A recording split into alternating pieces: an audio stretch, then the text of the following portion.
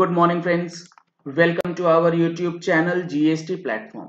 Friends, financial year 18-19 का जो annual return भरना है उसमें एक सवाल काफी लोगों का आ रहा है कि सर जीएसटीआर 3B में जो डेटा है उसमें कौन सा डेटा 3B के टेबल से जीएसटीआर 9 में जाएगा। 17-18 में तो सारी चीजें क्लियर हो गई थी, लेकिन 18-19 में भी क्या सेम प्रिंसिपल फॉलो करना है? तो आपको एक चीज यहां पर समझना होगा, जो गवर्नमेंट ने प्रेस रिलीज इशू किया था उसके अंदर 17-18 और 18-19 दोनों की एप्लीकेबिलिटी जो है वो बताई गई थी। यहाँ पे मैंने ओपन करा है वो प्रेस रिलीज जिसके अंदर सारी चीजें गवर्नमेंट ने डिटेल्स में बताई थी। तो यहां पर आप देखेंगे तो यहां पर कुछ चीजें गवर्नमेंट ने बताई हैं कि प्राइमरी डेटा सोर्स जो होगा आपकी जीएसटीआर 9 को भरने के लिए वो कौन सा लेना है।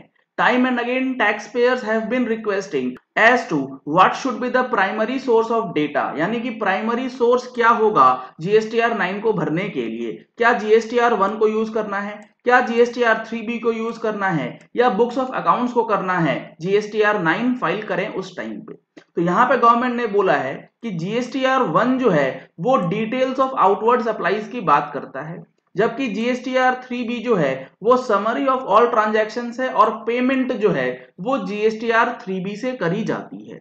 Ideally information in GSTR 1, GSTR 3B और जो बुक्स ऑफ अकाउंट्स है वो मैच होना चाहिए और वैल्यूज जो है तीनों साइड मैच हो जाने चाहिए।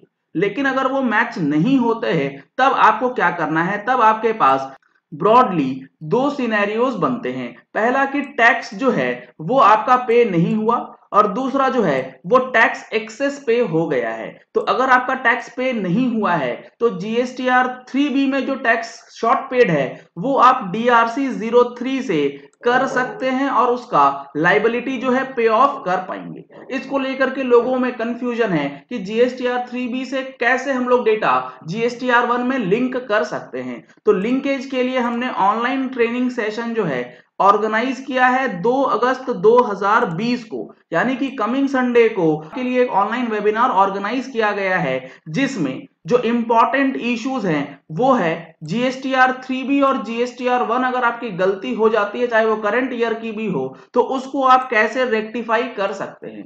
क्योंकि जीएसटीआर 3B और 1 जो है अब बंद तो होनी है नहीं, वो आपको कंटिन्यू मिलेगी। New return system already dump हो चुके हैं as per news confirmation.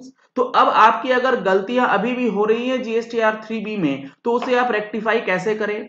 GSTR 3B में कौन सा टेबल आपने यूज किया है और उस टेबल को आप जीएसटीआर 9 में कैसे रिफ्लेक्ट करेंगे, उसकी लिंकिंग कैसे होगी वो बताया जाएगा। और जीएसटीआर 3B का जो अपकमिंग चेंजेस है वो भी उसमें बताया जाएगा। साथ ही साथ जीएसटीआर 4 एनुअल रिटर्न जो 19-20 के लिए फाइल होना है उसकी फाइलिंग भी ऑनलाइन वहां पर आपको बताई जाएगी। 3 मोस्ट इंपॉर्टेंट इश्यूज जो हैं वो डिस्कस किए जाने हैं। रजिस्ट्रेशन के लिए आप इस नंबर पे कॉल कर सकते हैं। मोस्ट इंपॉर्टेंट वेबिनार जो है ये होने वाला है।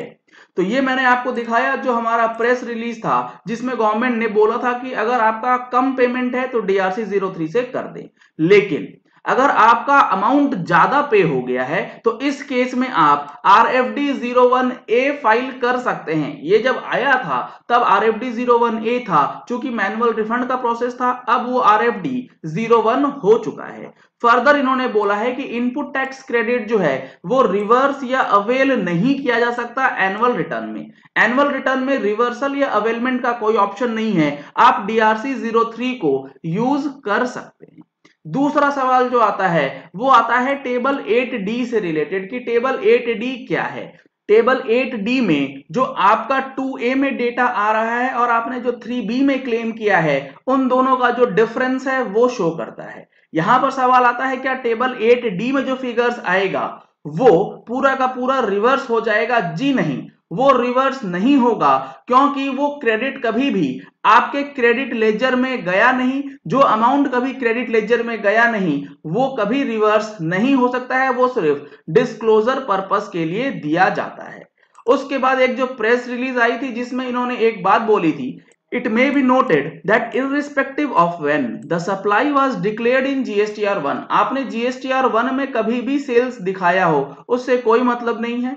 The principle of declaring supply in part 2 और part 5, part 2 है हमारा टेबल 4 और टेबल 5, पार्ट 5 है table 10 and table 11, essentially driven by when was the tax paid through GSTR 3B। मतलब GSTR 3B ही मेन फॉर्म है GSTR 9 को भरने के लिए, इसीलिए इसकी लिंकिंग आपको समझनी बेहद जरूरी है।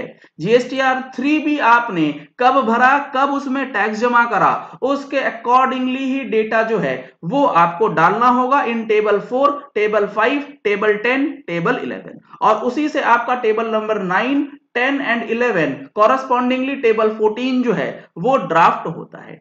Any additional outward supply which was not declared by the registered person in GSTR 1 and 3B shall be declared in part 2 of GSTR 9। मतलब अभी तक आपने अगर कोई सप्लाई है जिसके ऊपर टैक्स जमा नहीं करा है तो वो पार्ट 2 यानी कि टेबल 4 में इंक्लूड हो जाएगा।